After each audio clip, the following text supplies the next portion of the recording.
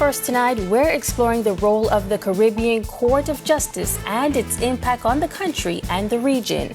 Plus, clearing the way for a multi-million-dollar luxury development that promises to breathe new life into the Grand Bahama economy. And later, two queens from the island of Abaco plan to dominate the Miss Teen Global International Competition in Mexico. We've got the details for these stories and so much more as Our News Weekend starts now.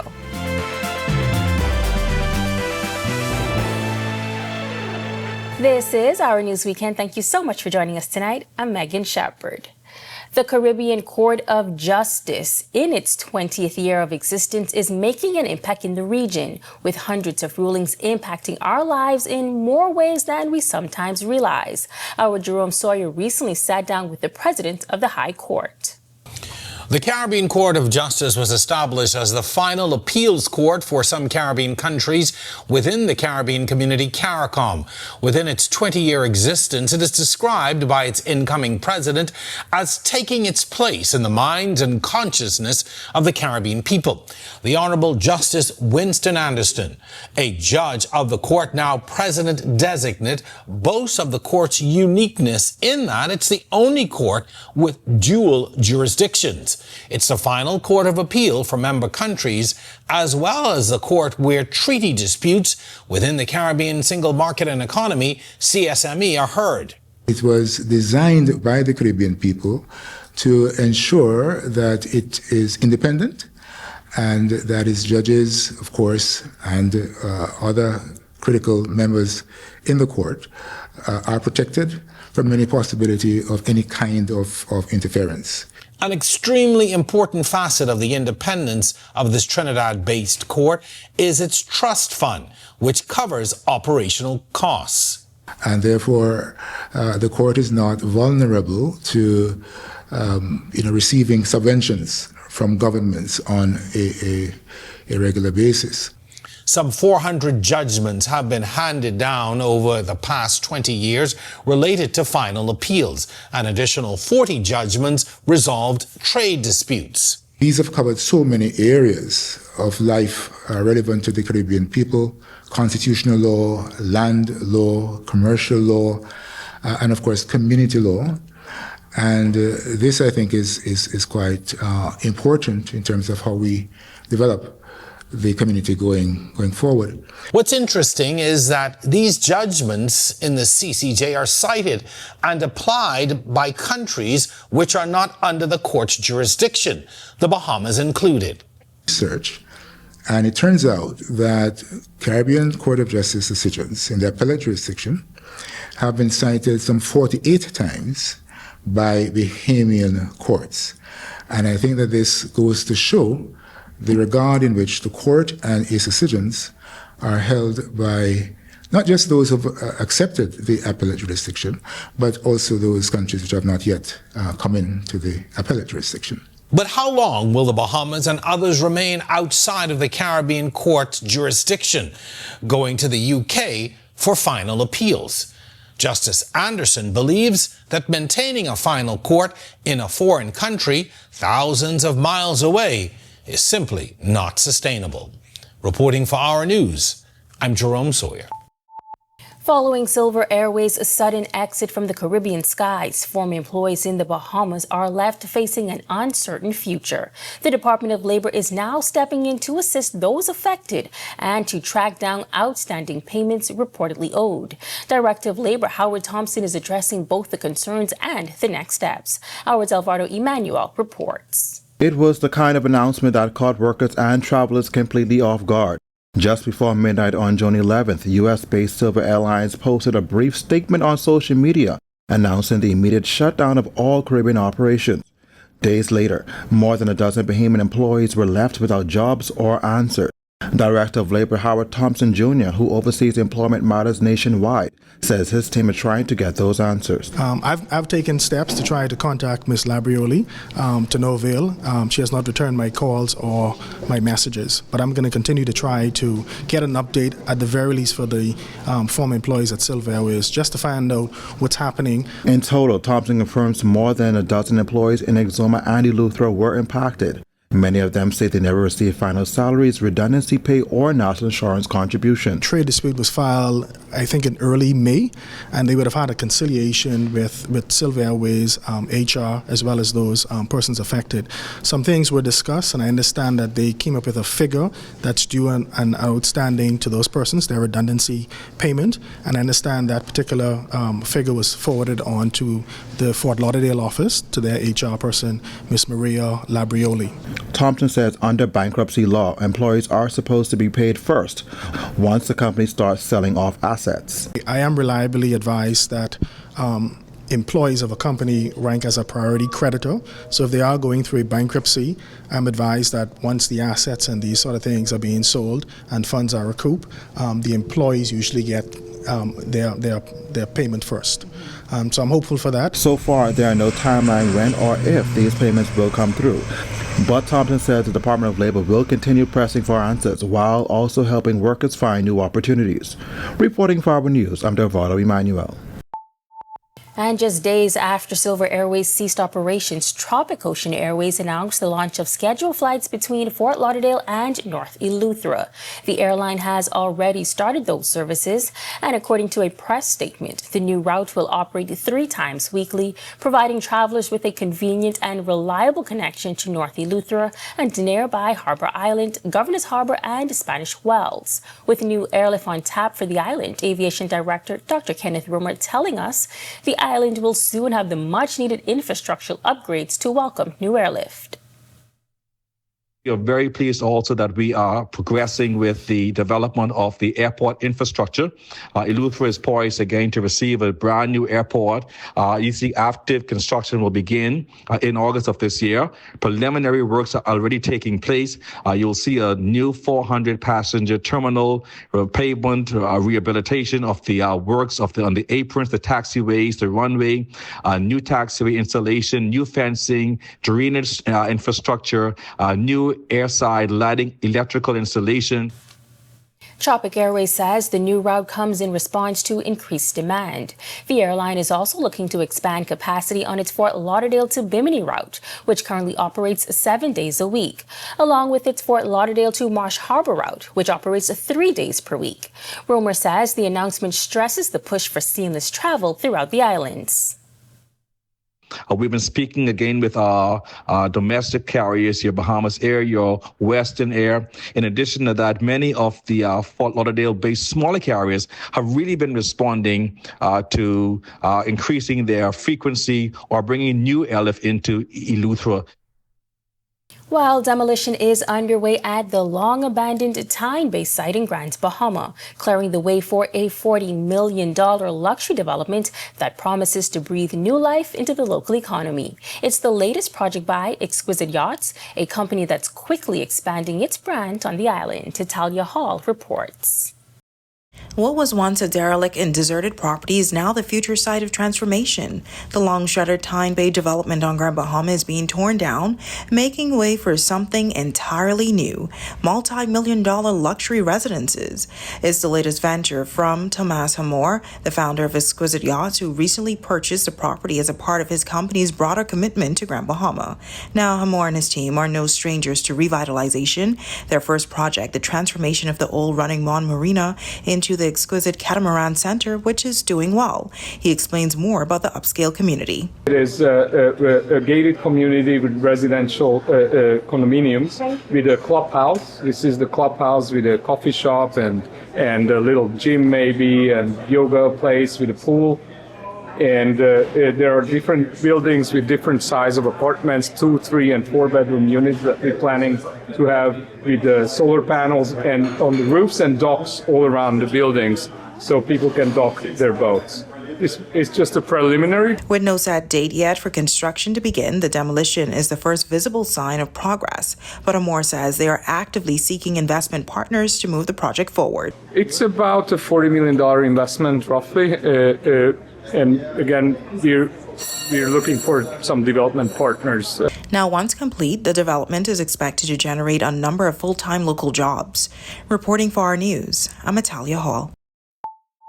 Thanks, Italia. Police have confirmed that they are investigating a complaint of causing grievous harm against a principal of a public primary school in East Grand, Bahama. Police were called after the principal was attacked by a male parent who became irritated during a parent-teachers conference concerning his child's report card. He struck the principal on the head with an unknown iron object. She sustained serious injuries to her head and was taken to hospital. Police arrested a 27-year-old male in reference to this incident. Tonight, officials in the education sector are weighing in. The Ministry of Education has since released a statement on that incident, noting that officials are working closely with law enforcement to ensure a full investigation and that appropriate legal consequences are pursued. It adds that since the reintroduction of the School Resource Officer Program, in collaboration with the police force and other safety stakeholders, incidents have declined. The ministry is also actively reviewing policies concerning access by members of the public to school grounds. Meantime, the Bahamas Educators Managerial Union, BAMU, is also weighing in, offering its full support to Principal Simone Butler of McLeanstown Primary School. The statement says, quote, "The matter of security and safety of members, whom most are females, working on these sites early and late hours remains a challenge. BAMU demands that the employer fulfills its duty, as in law, to assist Butler and ensures that this matter is pursued to the fullest extent of the law." End quote. It continues to state that BAMU members will not continue to work in what has surely become unsafe working environments. This is not being reactive, they say, but a long-time cry from the union. The union pleads with parents and others to engage with school administrators through respectful and lawful means or face the full force of the law. Meantime, an investigation into a police-involved shooting that resulted in the death of a dog at a residence off Robinson Road on Saturday morning is underway. According to reports, officers were conducting a routine stop and search on a group of males on Key West Street when one of them fled on foot. During the pursuit, the male entered a yard on Palm Beach Street where a dog attacked one of the officers. In response to the attack, the officer discharged their service weapon, fatally wounding the dog. The officer was subsequently transported to the hospital for medical treatment. Well, when our news weekend comes back from the break, 35 participants wrap up a 6-week-long maritime conservation workshop hosted by Brief and several partners. We'll tell you all about it when our news weekend returns. Family, how you look so down? Set up all cold and flu, could flip that frown. All the coughing and that running nose cannot last. You must come back to work and class. Set them all can deal with that fast, yeah. Try set them all cold and flu, daytime and nighttime too. Try set them all cold and flu and get back to the better you. Available at pharmacies nationwide. Distributed by Lowe's Wholesale Drug Agencies Limited.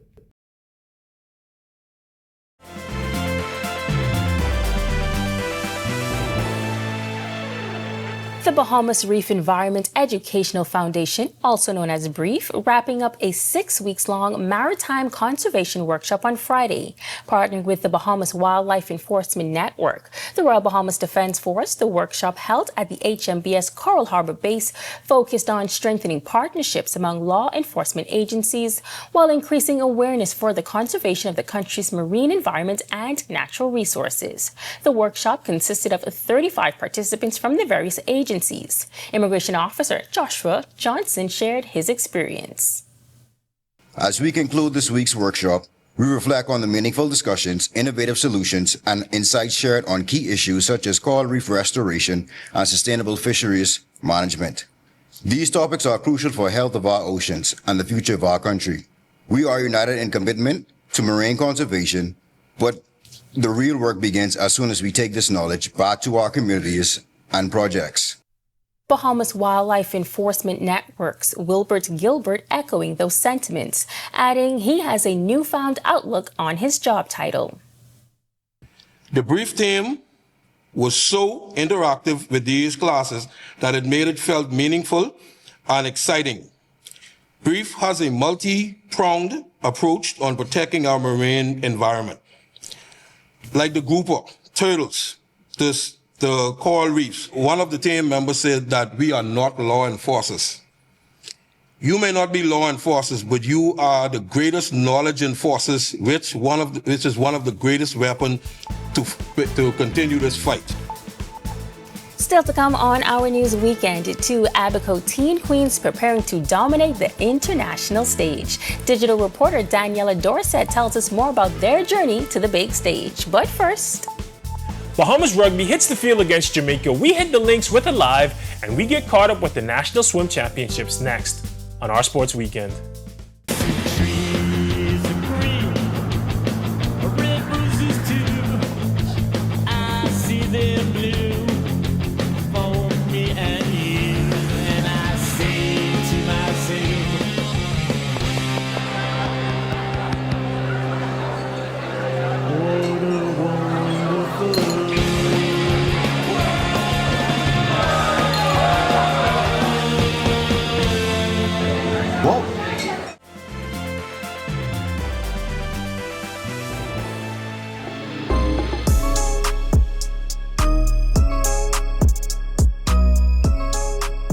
Good evening, happy Sunday. Welcome to Our Sports Weekend. I'm Tej Adderley. The Bahamas national rugby team was back in action on Saturday afternoon. They took to their home field to take on their Jamaican counterparts, and of course, we were there. The Bahamas found themselves in a 21-0 hole early before getting on the board with a kick. They would play pretty well against Jamaica before they gave up a torrent of tries at the end to widen the lead. Head coach for Team Bahamas, Stephen Thompson, says despite the score, he was happy with his team's effort and he's looking forward to playing more matches. The last time this team played was a year ago, so it was awesome to get the guys together. Our intention is to play more rugby. We really need 6 of these games a year, right? So we can actually build and work off of it. Super proud of the boys. Played their hearts out, right? Left everything on the field. A little undisciplined at times, but the effort was never in question. Again, guys played really well. The intention going into the off season now is to start at least have maybe 2 touring sides come in and a couple tours as well. These guys, we need more experience, right? We need to play, and the only way to get experience is to play. You have to play. Physical game. Guys know they need to work on, but there's some things that we did really well today, I thought. Jamaican's newest head coach George Saunderson said he's enjoying the Bahamas. His team came from all over the world to rep for the 876. I've loved my time here. The perfectly white beaches and the blue crystal clear water has been absolutely incredible. I've loved it. And coaching the team, having those beach sessions was really great fun. And going down to the pitch and patch of grass, doing our own rerun-throughs. It's been great. Really enjoying the weather, man. This team, there's players from all over the world. There's 2 from America, quite a bit from the island of Jamaica, and some even from England, around London, Manchester, Bristol. So the fact that we all came together on such kind of short notice and put a good performance like that as a team has been absolutely incredible to see. Now, it wasn't quite the result on the scoreboard we would like to have had, but the team is looking better on the field. They're going to keep pushing to be ready for the next slate of matches. Now, on to the links. We're a live partner with the Pilots Club to raise money for some worthy causes. A great experience, a lovely day, wonderful views, great to be close to the community with partner for Scotiabank. That's Gerardo Escuseria, Scotiabank's Regional Director of Private Banking. He was one of over 100 golfers competing in the Duke of Edinburgh semifinal golf tournament. Teams from dozens of companies, including Alive, got after it on the links to lend a hand to the Governor General's Youth Awards. Here's what organizer John Fowler had to say about the event. So this tournament is one of the most prestigious tournaments in Nassau, actually throughout the Bahamas, and this has been going on for a very long time, like I mentioned earlier. The partners here, they're very competitive. They love the tournament. We like to, encourage more partners to come along and tag along with us. This year, we have raised $90,000 from our partners, and all proceeds go directly to the GGYA. And the tournament isn't just a fundraiser and a good time. The participants are playing for real stakes. The 2 top twosomes, they actually go in an all-expense-paid trip to the UK to compete in the Duke of Edinburgh finals. So we have semi-finals tournaments throughout the world, and right here at Ocean Club Golf Course is one of the semi-finals, and the top 2 twosomes go to compete in the finals. So it's a really big deal for a lot of the golfers. You have bragging rights, and some guys have competed over many years. Hopefully we get some good winners this year to represent the tournament. Now we head back to the Betty Kelly Canning Aquatic Center, where the 53rd National Swim Championship is in its final day, and Mako's Aquatics continues to run up the score. The New Providence-based program, Mako's Aquatics, widened their gap on the competition last night. At the time that we're recording this, they solidified their hold on the lead, accumulating 2,343 points, winning 101 gold medals, 59 silvers, and 49 bronze medals. Alpha Aquatics and Barracuda Swim Club are jostling for runner-up, with Alpha in second place with 1,072 points thanks to their 25 gold medals, 34 silver medals, and 24 bronze medals. Barracuda's hot on their heels with 1,031 points with 13 gold medals, 25 silver, and 27 bronze medals. And the Blue Wave Swim Club is in fourth place with 901 points on 8 gold medals, 19 bronze, and 18 silver medals. Now, the swim meet should be wrapping up at the moment, so those numbers should be up by now. Before we go, Game 7 of the NBA Finals tips off in a couple of minutes. It's a single elimination game for all the marbles, and in a couple of hours, we will have a new NBA champion. Well, that's a wrap for sports today. For Our Sports Weekend, I'm Tage Adderley. I'll see you soon. Thanks so much, Tage. On the other side of this break, meteorologist Ian McKenzie steps into the weather center. He's got to look at temperatures and conditions for the week ahead. Stick with us. Family, how you look so down? Set up all cold and flu, could flip that frown.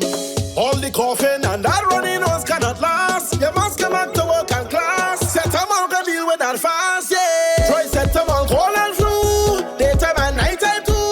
Try Setamol, cold and flu, and get back to the better you. Available at pharmacies nationwide. Distributed by Lowe's Wholesale Drug Agencies Limited.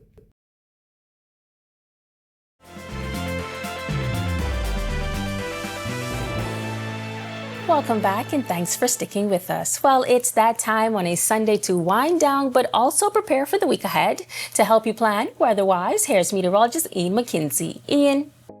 Thanks, Megan, and good evening, Bahamas. Welcome to your Sunday evening forecast. We're currently outside our studios. We're under mostly cloudy skies with a temperature of 85. Very muggy, feels like at 93. Winds from the east at 15 miles per hour. Temperatures across the country at this time in Freeport, we have 83 as well as in Marsh Harbor, 84s in Allenstown, and in Governor's Harbor, a pair of 85s in Nicholstown, and in the capital, 81 in Great Harbor, Key Berries. Central Bahamas continue with those 85s in Kemps Bay as well as Georgetown, 84s in Black Point, Arthurstown, Port Nelson, and in Deadman's Key, Long Island, 83 in Coburn Town, San Salvador, Southeast Bahamas, 83 in Duncantown, a pair of 84s in Delectable Bay and Abrahams Bay, as well as Providenciales, 85 in Colonel Hill, and in Matthewtown in Agua. Satellite and radar composite at this time, we have high pressure across our area, but we do have an area of troughing that will continue to trigger pockets of showers and some possible isolated thunderstorms through about midweek. Boating forecast, we're looking at winds easterly at 10 to 15 knots in the northwest Bahamas, seas running 2 to 4 feet, low tide at 12:34 a.m. tomorrow morning, high tide at 6:18 a.m. tomorrow morning. Central and southeast Bahamas winds slightly stronger. We're looking at caution in place for your boaters and a risk for rip currents for swimmers. Winds northeast to east at 15 to 20 knots, seas running 4 to 6 feet over the ocean. In your extended forecast, expect pockets of showers to continue through about Wednesday, gradually clearing later Thursday and through the remainder of the week. Highs slightly lower than last week, looking at upper 80s, low 90s, with your lows in the upper 70s. That's a wrap in the evening forecast. Make it a great, safe, fun week, everyone. Thanks so much, Ian.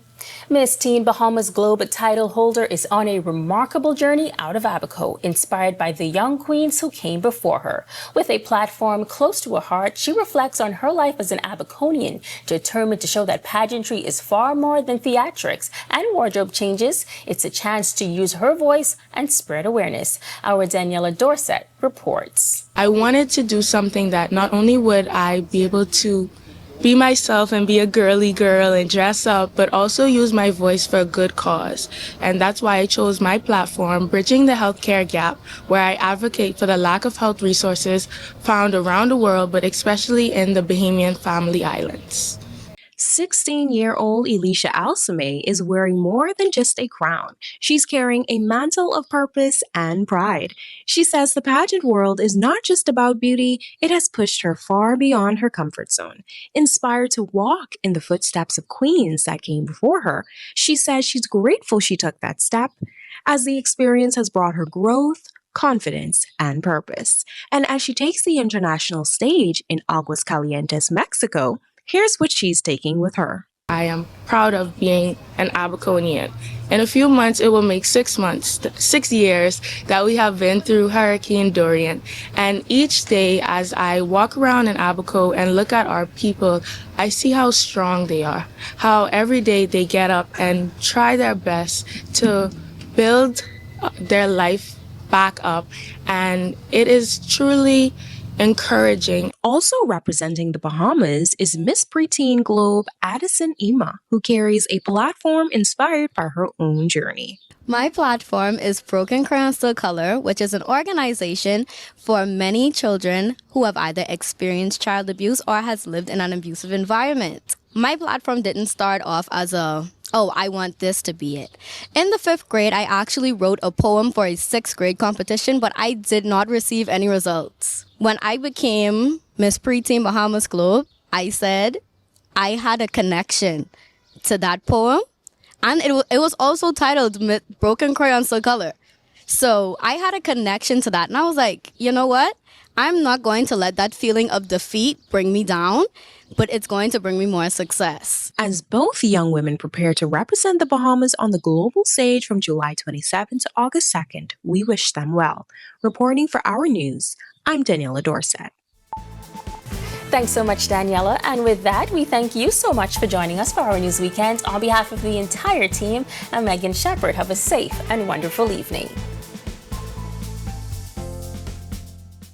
Hey guys, Megan Shepard here. Thank you so much for watching. Be sure to click that subscribe button if you want to see more content like this. Just click right over here. And don't forget to turn on your notifications so you stay up to date with content like this from the team you already trust.